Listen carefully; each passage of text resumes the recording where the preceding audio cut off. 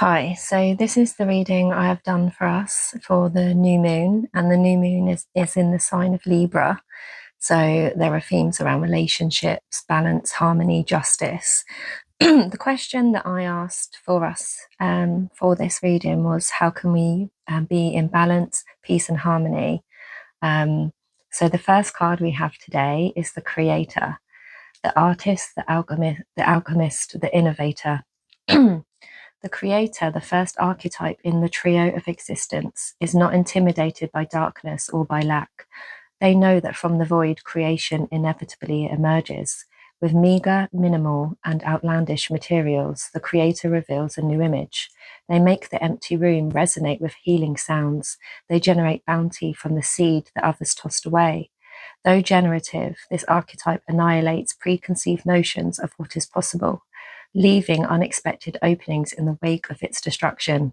The creator does this by first being absolutely present to what is, and second, trusting that a force greater than themselves awaits constant collaboration with each human soul. Whether we call in nature, God, goddess, Shakti, or divinity, it remains nameless. It is the creator's lifelong companion. When light, curious, playful, open, and surprising. When dark, loses spark, feels burdened. To increase your creator energy, ward off jadedness at all costs. Recommit to childlike curiosity and nix the rules. The creator is naturally attractive and coveted. As its energy zings with possibility, you can feel when a creator type enters the room, all eyes land on them. So, as this is about balance and peace in our lives, to be in balance and peace, if you are not already creating something that deep down you would love to do, then I would say now is a great time to start making something beautiful. Whether that is music, art, or even just decorating your space, you know, something playful and something your inner child would love to do would be great to do at this time.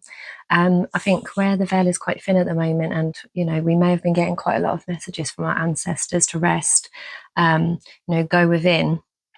This can also create inspiration for us to start creating something.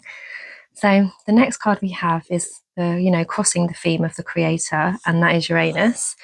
And it says, when Uranus strikes, we are in for a surprise, not in the outer world, but in ourselves. What wasn't possible before is possible now, thanks to Uranus and its ability to shatter our preconceptions. This shift in perspective or identity brings newfound freedom and opens up dormant energy. For an alchemist, this may be experienced as a long-awaited aha moment or a sudden stroke of genius. Inventions and innovations are born under Uranus energy. This card may also appear to show us what is particularly unique about ourselves or another. A seemingly random or syncretic quality may end up being the secret ingredient needed in the laboratory. The alchemist knows this radical energy isn't sustainable, and so the work is to show up each day, whether or not Uranus strikes. So don't get attached to Uranus energy. It can lead to a restlessness or chasing of inspiration, always looking for the next best thing. Take its medicine as an occasional blessing. Uranus is aligned with the story of Prometheus, the god of fire. Consider his myth and relate it to your own story. In what instances have you been feeling Prometheus-like? So, as in the picture, it kind of shows there's gold in his hand. So, gold is in your hands, for you creating something. If you haven't been creating something, you may start to feel inspired or motivated to be creative in whatever way lights you up. Use this energy as it arises, as your insights and inspiration are very heightened.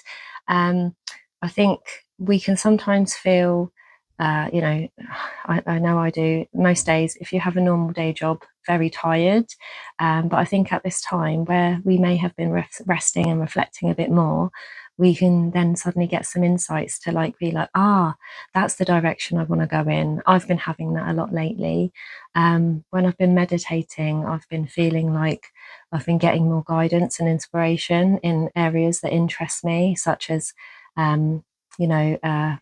for me, I've been looking a lot at sacred geometry, sound healing, stuff like that. There's a really good documentary on Gaia called Sacred Geometry, and I've learned so much from that. I've been taking so many notes. So, it's a good time for maybe finding a new project, a new passion, a new divinity practice you might want to look into. That goes really well with our next card, which is Curiosity. So with this card, it's showing like a path ahead, but you may have many paths you could take, and none are the wrong path. We can go off on tangents, or we can go down, a different way, but we ultimately end up where we're supposed to be. I think at this time, as with the first two cards, you're using your imagination, and this is a really strong time to bring your manifestations alive, just by following anything that piques your interests. You may be seeking or about to enter a new phase of your life as well. So just follow the excitement, as anything is possible at this time. The next card we have is the Hanged Man. So this is our unconscious. So unconsciously, there may be something that needs to be surrendered or let go of. This could be like a limiting belief or a behavior pattern, that doesn't serve you anymore. But by being curious and looking at your life from a new perspective, I think you're beginning to perceive where you may be stuck. And just the sheer act of recognizing it is something that can help transform and change your reality. And you can start to move forward with more clarity. The next card we have is what is past or ending, and that is the Hermit, Retreat and Recharge. So I think I've already mentioned about us being in like a period of that kind of time where we've been feeling the need to go within a bit more. But I think we always need to check back in with ourselves and always do this practice. Daily is, most beneficial, but even if you can, weekly would be really good. So, you may be going through a period of like going within, or, this may be coming to an end now. And, to find the answers or inspiration you've been seeking, meditation practices are a really powerful way to do this. You may have been needing more rest, time to reflect. The symbol behind him is the Hindu Sri Yantra symbol, which represents the merging of female and masculine energies.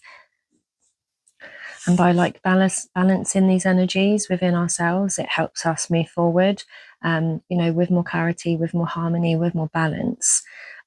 So messages as well may have been coming through, which could have revealed some quite important information for you to move forward in a certain direction. So the next card we have is Hathor Light Codes.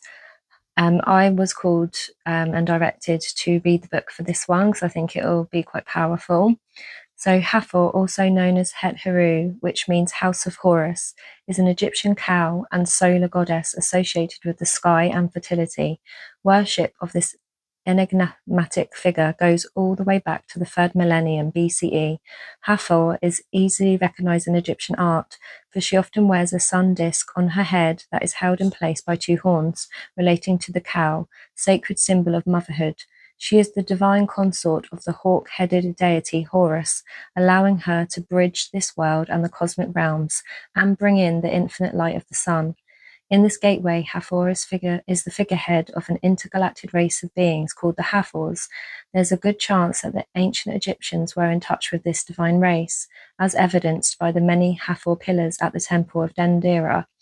The Hathors appear as elongated pillars of infinite light, illustrating their capacity to bridge heaven and earth. Their divine mission is to activate light upon earth, interlinked with both the energy of the central sun and Venus. They bestow solar light blessings and ignite the energy of unconditional love within.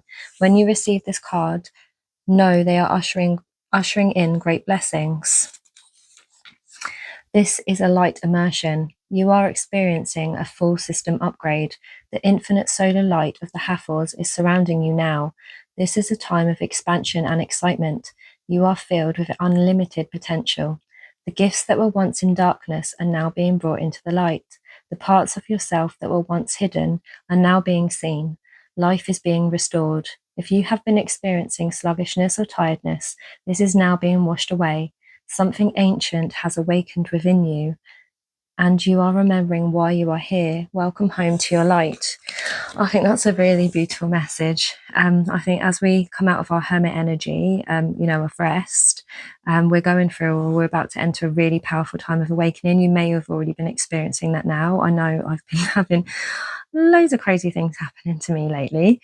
But by being curious and creative, and flowing with each step, I think you're going to gain insights and starting to remember and tap into your unique gifts.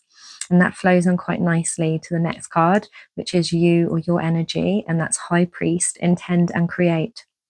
So, this is about you and your energy. So, this time of rest, reflection, increased perception is opening up your connection to spirit, and you are receiving messages to guide you to what you want to create and grow.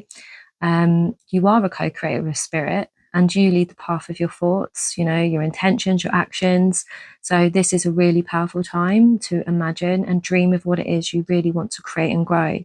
um, like I said before, I always go on tangents. Sorry. But I don't know, like I'll watch something or I'll listen to something or I'll read something, and I'm like, oh, what's this about? And I go, really deep down until I get bored because, I've probably got ADHD. Um, it doesn't matter. I think that can be kind of a superpower. But I think it's kind of interesting that, we've got them mentioning Horus in the Hathor Light Codes card. And then the bird we've got here also is related to Horus as well. We've got Anubis on the staff that he's holding, which was like god of the underworld. And there's also the Merkaba above his head, and there's also a Merkaba above the Isis's head in the underneath card. So this next card is Earth Star Activation, Anchoring, Grounded Action, and Isis Energy. So, this is about divine, with her hand action kind of above her head. I saw something about this the other day, and the raised arm symbolized the car, and being receptive to divine and connecting to spirit. So this could be quite a powerful way if you hold your hands above your head.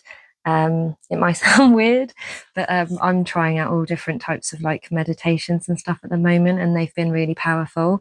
But this can help bring down energy into us from above and ground it to the earth. The Merkaba is, it's a sacred geometry symbol, and this can be a really powerful tool in meditation. This can help you receive cosmic guidance and illumination. So maybe look into sacred geometry. Like I said, Gaia's got a really great series that I've been watching, and they've got each episode, or quite a lot of the episodes, have a practice meditation to go along with it. And it goes over all of I think it's the tree of life. And there's some really interesting concepts that I haven't come across before.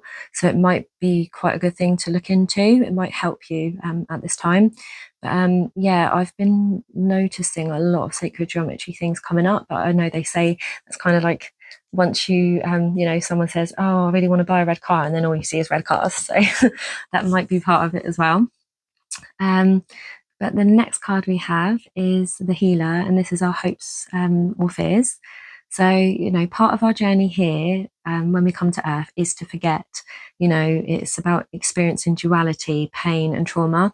That this is how we heal, this is how we grow. We do begin to remember our cosmic connections as we go through this pain. But essentially, we all heal ourselves. But I think as we heal ourselves, we heal others around us as well. As I've been on this spiritual journey, and I've been really working on myself, focusing on myself, I've noticed like my family dynamics get better. And I don't know if other people who are listening to this have experienced that as well. But I do think that's really true. As we heal ourselves, we heal others.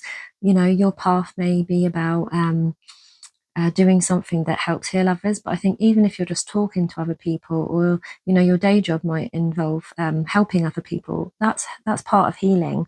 The path that we have when we're on earth, it's all about, we go through separation, separation of our mother, but it's all about the separation. We need to go through that to then bring us back to union with others and with spirit.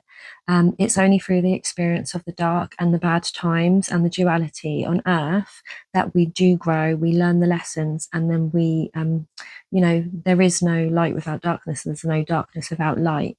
So by going through these processes, we alchemize these things, we integrate these things. But this is a continuous journey of doing this. But I went on a tangent with that card, so I'll read it. I'll read the book because I do think there's good messages there.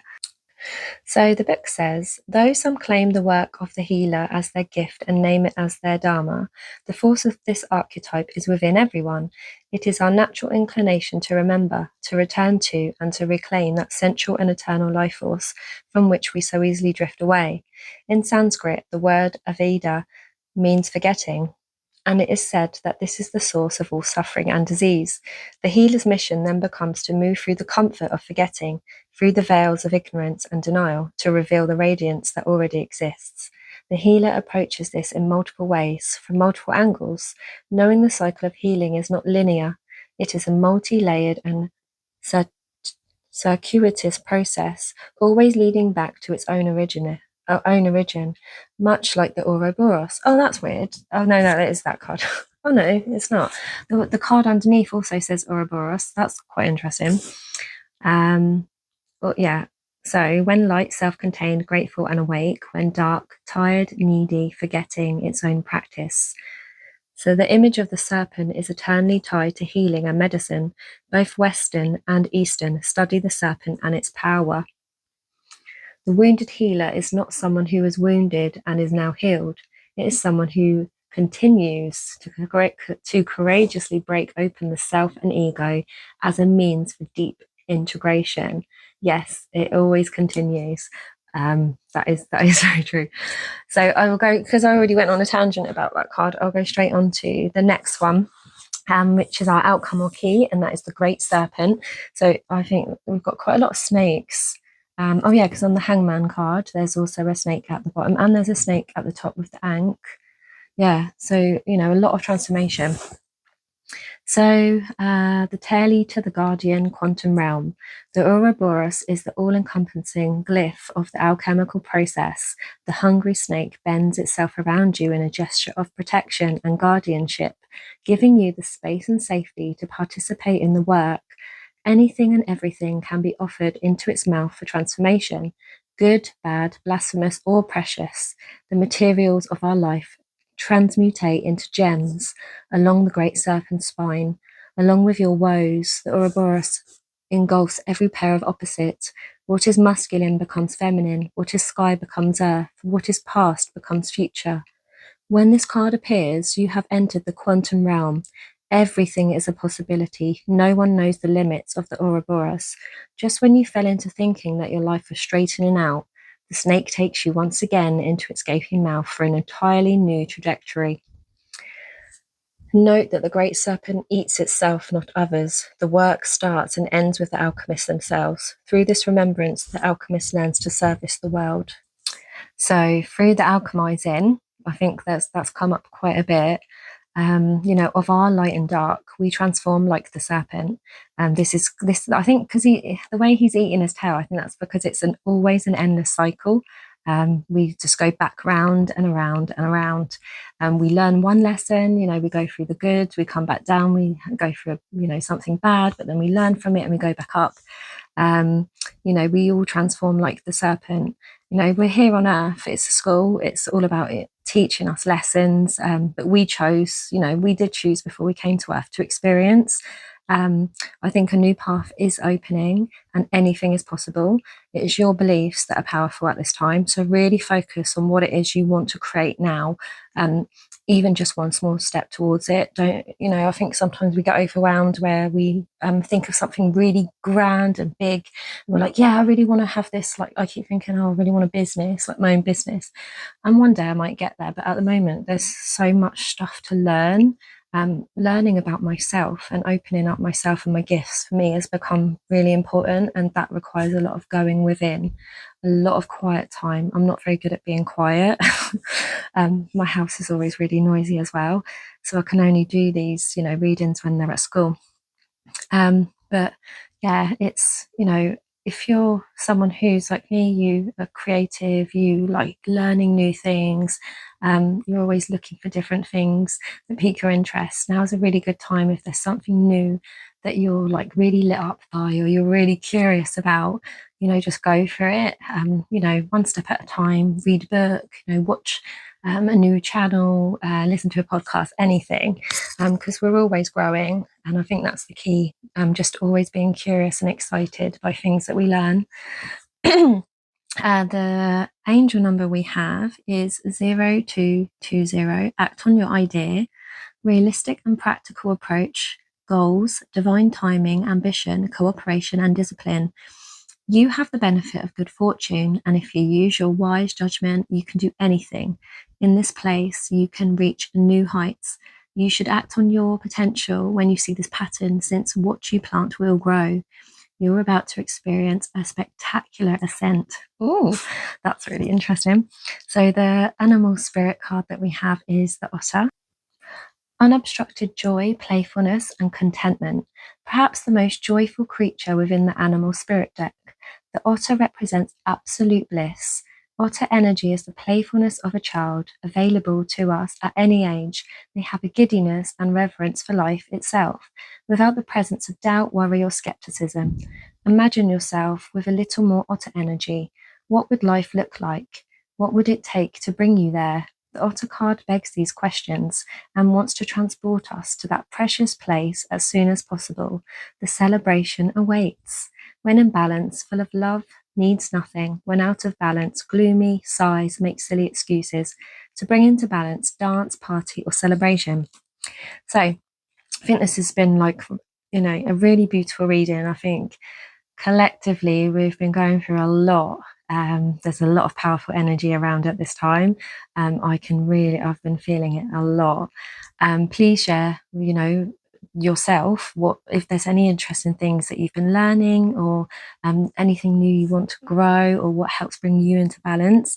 So I think this is a really good time, tap into your inner child, play, create, have fun, but just remember, just take one step at a time, but just in that direction that feels right for you now, in this now moment. Don't worry about 10 years down the line, just worry about today, and that's it.